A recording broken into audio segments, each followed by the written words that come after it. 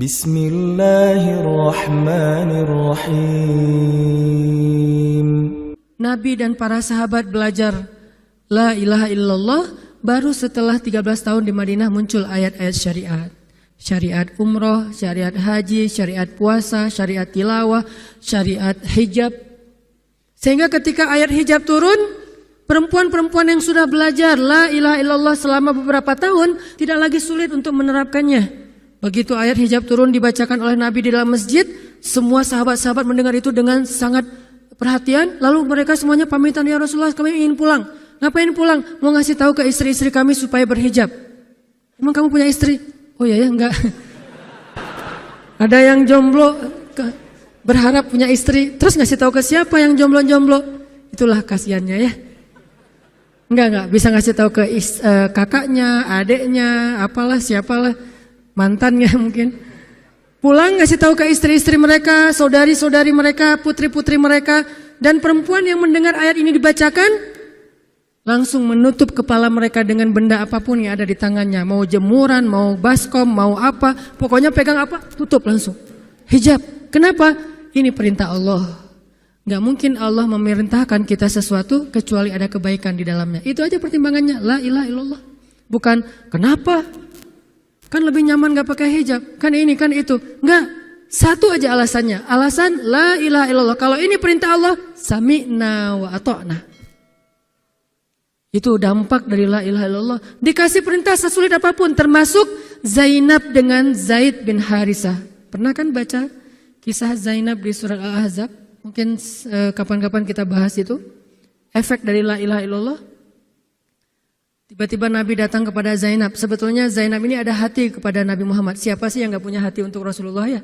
Semua cewek juga pasti mengidam-idamkan pengen jadi istri Nabi. Karena otomatis istri Nabi itu adalah dijamin surga. Siapa yang gak pengen jadi istri Nabi? Di surga nanti punya rumah, satu rumah dengan Nabi. Kan keren banget. Kita bisa jadi tetangga Nabi aja di surga udah keren banget. Apalagi serumah dengan Nabi. Semua cewek juga pengen jadi istri Nabi, termasuk Zainab. Dan itu hal yang wajar. Pas Nabi datang ke rumah Zainab, Zainab udah kegeeran. Nabi bilang kepada keluarga Zainab, saya ingin melamar Zainab. Zainab udah bahagia. Untuk Zaid, untuk Zaid, bukan untuk Rasulullah. Zaid? Siapa Zaid? Anak angkatnya Nabi Muhammad SAW, bekas budak. Mirip-mirip dengan Julaibib. Julaibib itu edisi Madinah, Zaid itu edisi Mekah. Ada dua cowok jomblo yang sama-sama pernah diuji dengan masalah jodoh. Zaid edisi Makkiyah, Julaibib edisi Madaniyah. Dua-duanya jomblo.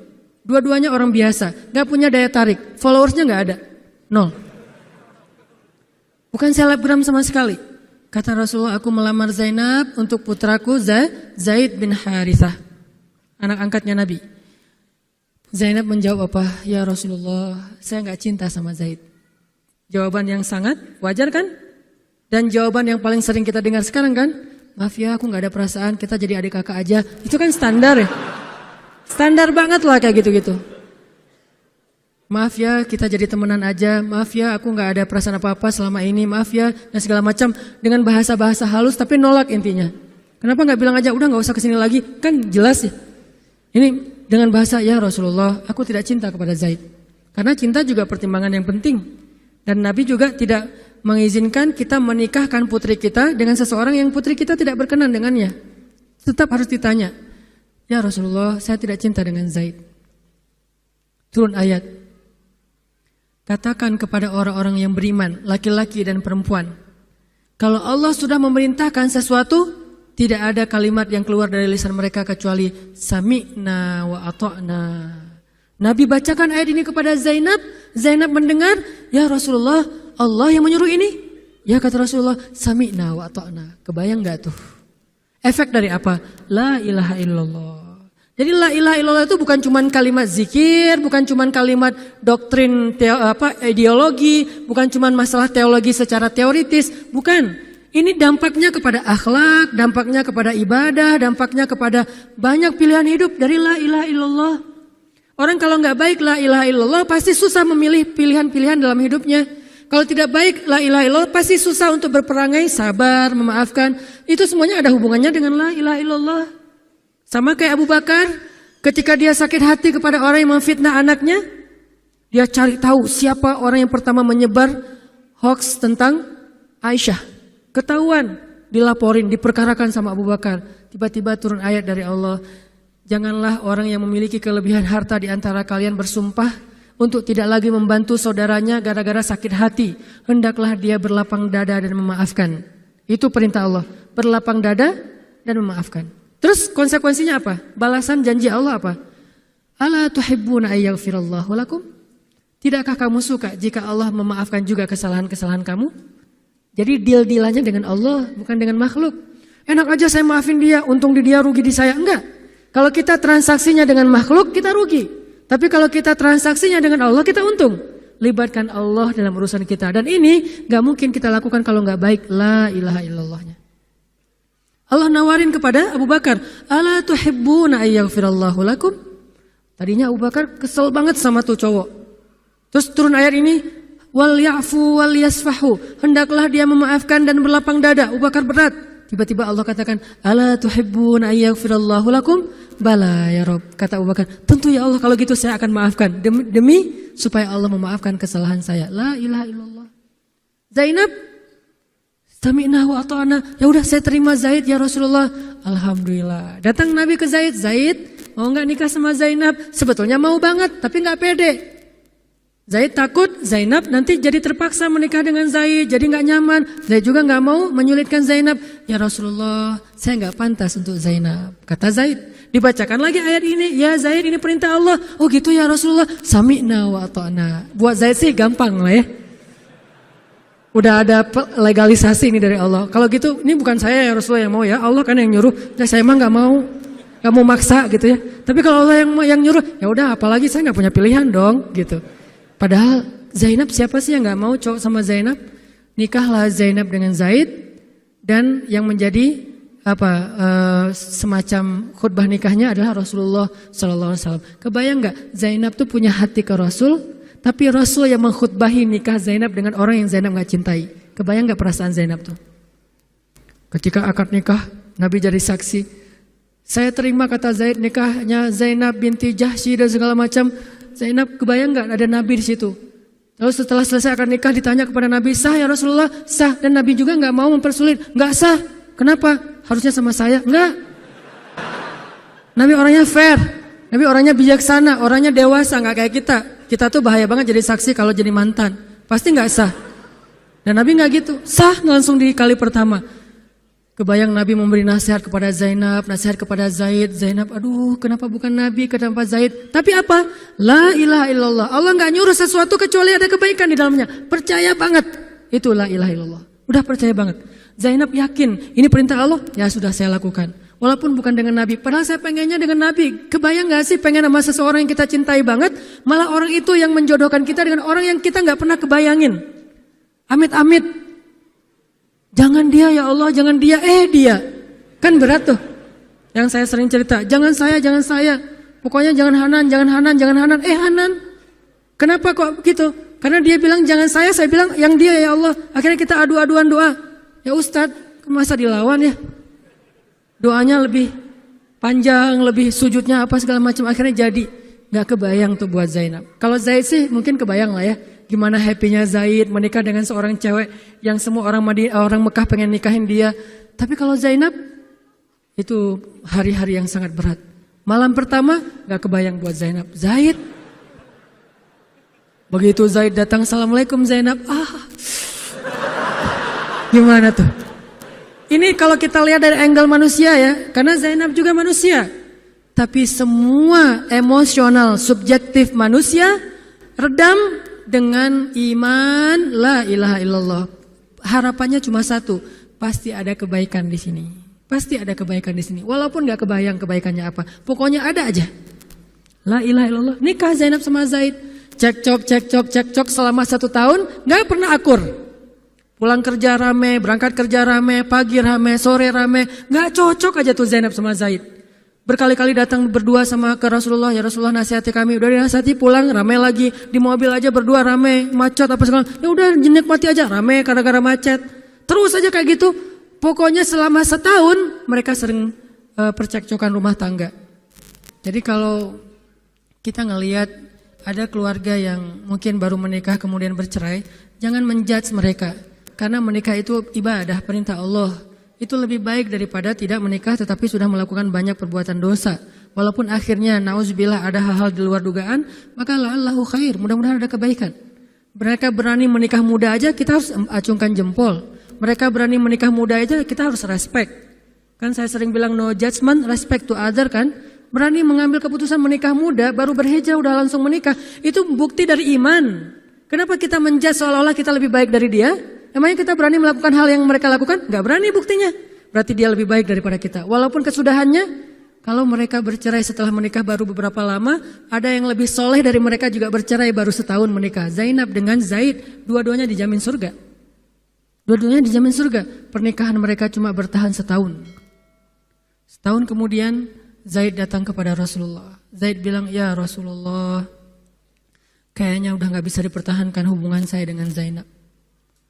Zaid, sabar. Rasul ketika Zaid mau datang, sebetulnya udah dapat bocoran dari Allah.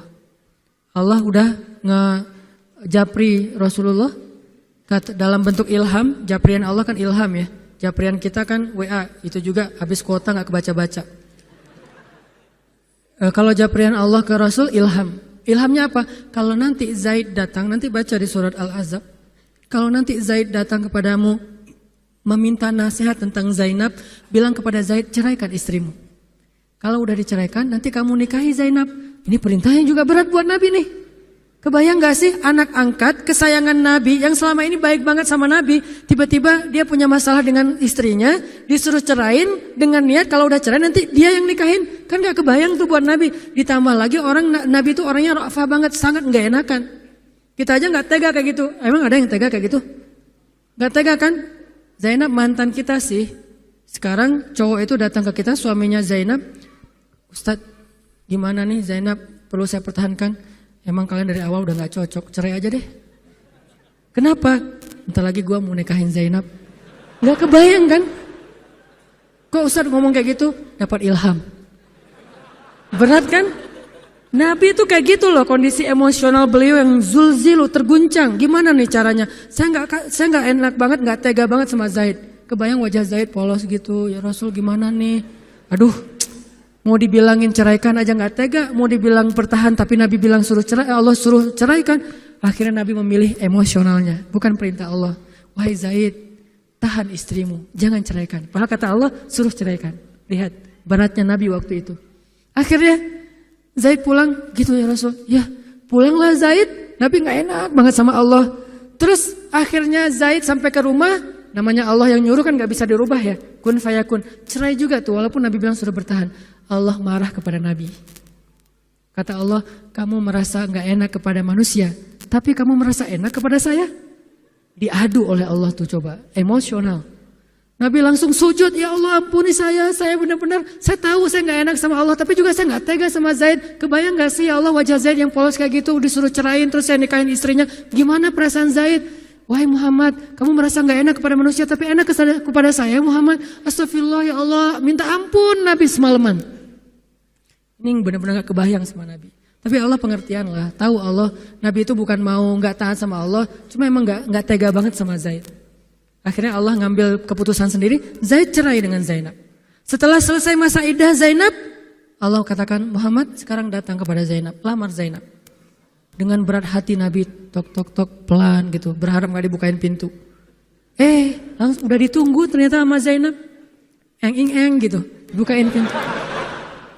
Pas Nabi datang, Assalamualaikum, Waalaikumsalam gitu. Zainab udah punya firasat. Nabi mengatakan, Zainab, ada perintah dari Allah. Apa ya Rasulullah? Sami'na wa ata'na. Belum juga dikasih tahu. Sami'na. Allah menyuruh saya untuk melamar kamu Zainab. Untuk siapa ya Rasulullah? Curiga kan? Jangan-jangan orang lain lagi nih. Untuk siapa ya Rasulullah? Untuk saya. Masya Allah gitu. Cuman Zainab kan gengsi gitu lah. Masa cewek harus teriak-teriak gitu kan ya? Oh gitu. Padahal masuk ke dalam kamar. Wah gitu ya. Gigit jari apa, gaya-gaya cewek lah ya. Oh gitu, ntar ya saya pikir-pikir dulu. Saya istiqoroh dulu, Nabi diistiqorohin. Udah diterima, sami'na wa ata'na. Dan inilah khair, kebaikan yang diharapkan oleh Zainab. Walaupun gak pernah terbayang, gak mungkin dong Zainab berpikir akan cerai setelah setahun kan. Tapi dia hanya yakin Allah itu gak mungkin nyuruh sesuatu yang gak ada kebaikannya buat kita. Gak mungkin, mustahil. Karena Allah gak pernah zalim kepada hambanya. Kenapa Allah kok muter-muter dulu kayak gitu? Allah pengen lihat Zainab itu menikahi Muhammad karena Allah atau karena dirinya sendiri. Kalau karena Allah, coba yang selain Muhammad berani gak? Ternyata berani.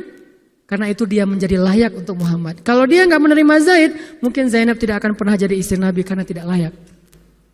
La'allahu khair. Ini buah dari la ilaha illallah. Begitu juga dengan Zaid, akhirnya menikah lagi. Dengan perempuan yang cocok untuk dia, yang berkhidmat kepada dia, yang membahagiakan hatinya, yang menjadi qurratu ainin li, menjadi penyejuk hati bagi Zaid. Dari pernikahan itu kemudian Allah anugerahkan untuk Zaid kebaikan yang luar biasa. Apa kebaikannya?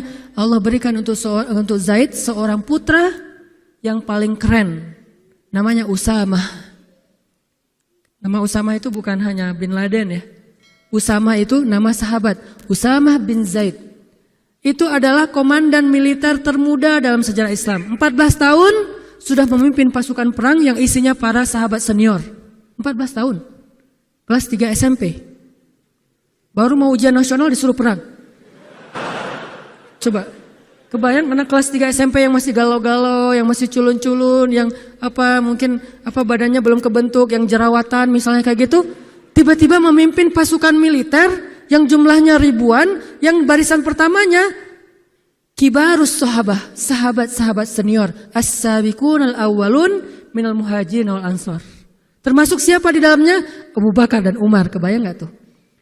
Memimpin pasukan yang di belakangnya itu Abu Bakar dan Umar. Maju, Abu Bakar dan Umar. Maju. Usamah. Kebayang Usamah yang nyuruh. Abu Bakar. Segaya. Umar maju. Zaid, anaknya Zaid, tapi tidak ada yang bisa membantah. Kenapa? Itu wasiat Nabi sebelum wafat. Aku perintahkan kalian untuk dipimpin oleh Usamah bin Zaid karena dia adalah anak muda yang luar biasa. Itu hadiah Allah untuk Zaid karena dulu mau menikahi Zainab walaupun hatinya sebetulnya tidak mau.